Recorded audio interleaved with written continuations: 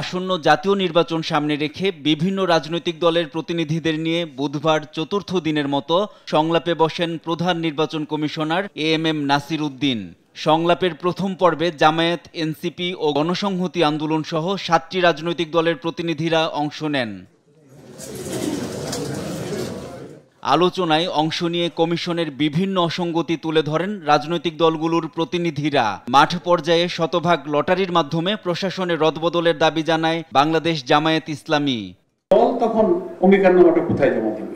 সে তো আর local election এরিয়াতে যাবে না, সে কি ঢাকার ইলেকশন কমিশন অফিসের দলের অঙ্গীকারনামাটা পার্টি চিফ বা তার পক্ষে কেউ দিবেন? এটা একটু সুস্পষ্ট করা দরকার।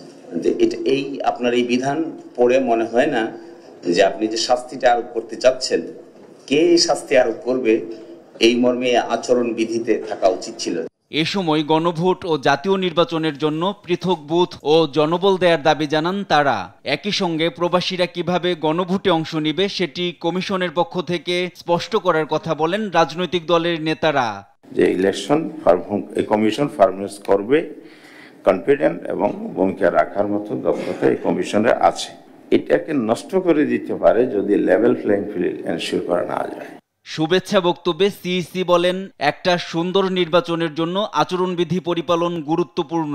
রাজনৈতিক দল ও প্রার্থীদের কঠোরভাবে আচরণবিধি মেনে চলার আহ্বান জানান তিনি। আপনাদের দলীয় যারা ক্যান্ডিডেট থাকবেন তারা যাতে আচরণবিধিটা পরিপালন করেন সেটা একটু আপনারা এখানে আপনাদের ভূমিকা অত্যন্ত গুরুত্বপূর্ণ। নির্বাচনের সুষ্ঠু পরিবেশ নিশ্চিতে অবৈধ অস্ত্র উদ্ধারের পাশাপাশি বৈধ অস্ত্র হেফাজতে নেয়া, একই সঙ্গে চিহ্নিত সন্ত্রাসীদের আইনের আওতায় আনার দাবি জানান রাজনৈতিক দলগুলোর প্রতিনিধিরা।